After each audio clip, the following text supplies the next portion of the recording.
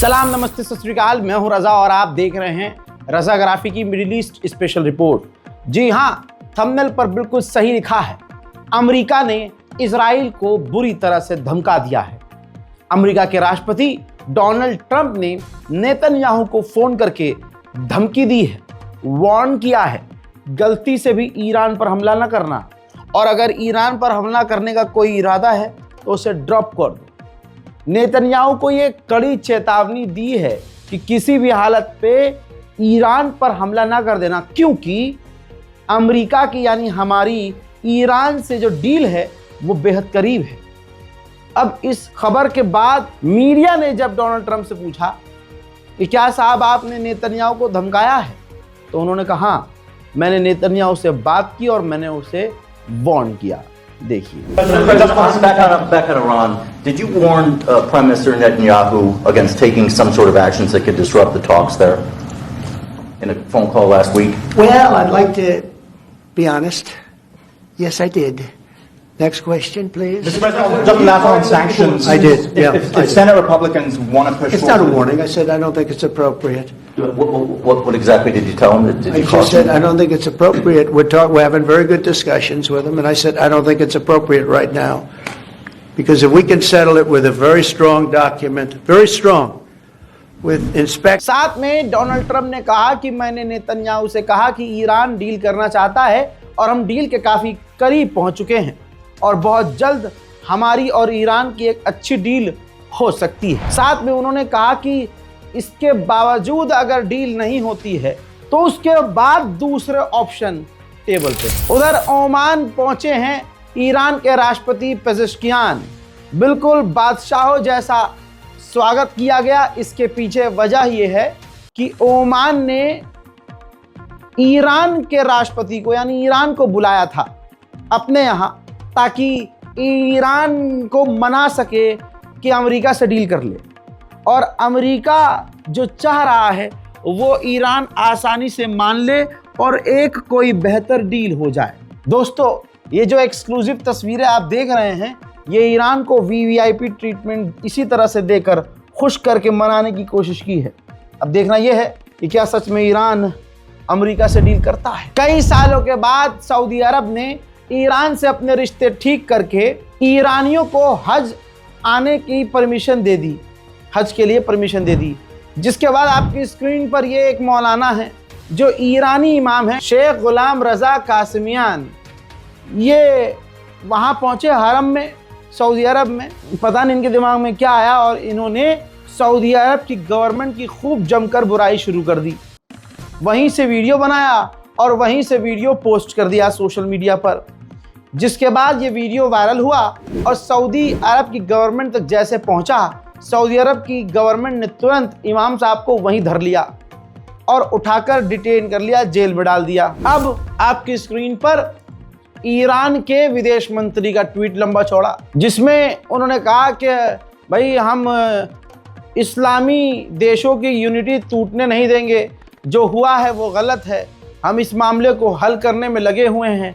बहरहाल ईरान ने कोशिश की है और ईरान लगातार जो है चिकनी चपड़ी बातें करके सऊदी अरब को समझाने की कोशिश कर रहा है कि सऊदी अरब की नाराज़गी ख़त्म हो जाए और हम जिंदा सही सलामत अपने इमाम को अपने मुल्क वापस ले आएं। उधर भाई ईरान का हाल बहुत बुरा है। सिक्योरिटी ईरान की बिल्कुल लुल है। अब आपकी स्क्रीन पर ये शख्स नज़र आ रहे हैं, ये ईरान में एक स्टेट में जज हैं, कोर्ट के जज हैं। भाई एक व्यक्ति आया, दिन दहाड़े इनको कत्ल किया और फरार भी हो गया। ईरान उसको अब तक गिरफ्तार नहीं कर पाया और ईरान के एक बेहतरीन जज इसी तरह से मारे गए। ट्रंप की धमकी के बावजूद, डोनाल्ड ट्रंप की तमाम नसीहत के बावजूद, नेतन्याहू ने अपने लोगों से, अपनी टीम से कहा है कि ईरान पर एक छोटा हमला प्लान करो, ऐसा हमला जिस हमले में हमें किसी भी तरह से अमेरिका की मदद की ज़रूरत ना पड़े। वहीं रशिया अपने मुल्क में हथियारों की एग्जीबिशन लगा रहा है। लगभग 100 देशों की डेलीगेशन, तस्वीर आपके सामने, रूस पहुंची है। वहां पर ईरान की डेलीगेशन भी है। ये 2-3 व्यक्ति आपको नज़र आ रहे हैं, ये रूस के अंदर हैं रूस के हथियारों के एग्जीबिशन में हैं। इस तस्वीर के बाद कहा जा रहा है कि ईरान कई हथियार खरीदने की रूस से ताक में है। उधर खबर यह आ रही है कि ईरान राजी हो सकता है कुछ समय के लिए यूरेनियम ना बनाने के लिए, जिसके बदले ईरान के जो पैसे कुछ रोके हुए हैं, कई लाख कई हजार मिलियन का नुकसान अमेरिका की वजह से हुआ और कई मिलियन डॉलर्स रोके हुए हैं, उसमें से कुछ पैसे रिलीज कर देगा अमेरिका। लेकिन जो ईरान के अखबार हैं वो अपने फ्रंट पर लिख रहे हैं कि नहीं, हम यूरेनियम बनाना नहीं रोकेंगे। यानी वहाँ की अखबार, वहाँ की जनता ये कह रही है कि ईरान को ये डील नहीं करनी चाहिए। उधर ईरान के IRGC कमांडर ने अलग से धमकी दी। मतलब ईरान का ये से खेल समझ में नहीं आता भाई। एक तरफ आप कह रहे हो कि हम डील करना चाहते हैं, दूसरी तरफ ज़बरदस्ती अमेरिका को धमकी भी दे रहे हैं। IRGC के कमांडर ने कहा है कि दुश्मन को पता होना चाहिए कि हम कितनी तरह से तैयार हैं और हम हर तरह से तैयार हैं। हमारी उंगलियां ट्रिगर पे हैं, 24 घंटे इनकी उंगली ट्रिगर पे रहती है और कोई भी आकर फिर भी इनके घर में जज तक को गोली मारकर भाग जाता है। उधर ईरानी विदेश मंत्री ने कहा कि अगले राउंड की बातचीत होना तय है। कहां पर होगी, कौन सी तारीख में होगी, अभी इसकी कोई खबर नहीं। बिल्कुल अभी अभी अपडेट देते देते जो ताज़ा अपडेट मिला है उसको यही बता रहा हूं आपको।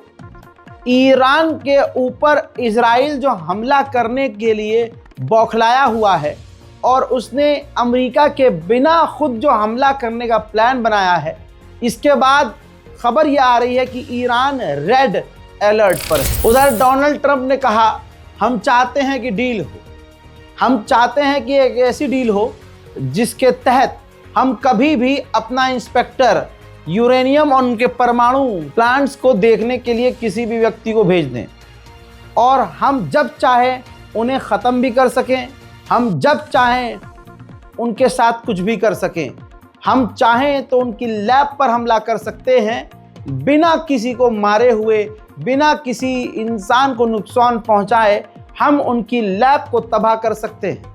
लेकिन हम ऐसा नहीं चाहते। हमारे लिए पहला ऑप्शन ये है कि हम ईरान से डील करके कोई रास्ता निकालें। अब नेतन्याहू ने मोसाद के जो ग्रुप है, जासूसी जो एजेंसी है, खुफिया एजेंसी इजराइल की, उनकी एक डेलीगेशन को अमेरिका भेजा है ताकि अमेरिका को मनाया जाए कि ईरान के साथ कांड किया जाए और ईरान पर हमला किया जाए। हजरात, ये हाल है।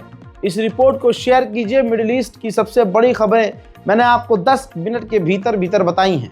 इस रिपोर्ट को शेयर कीजिएगा। और भी मिडिल ईस्ट की बड़ी खबरों के साथ थोड़ी ही देर में आपके सामने हाजिर होऊंगा। तब तक के लिए जय हिंद।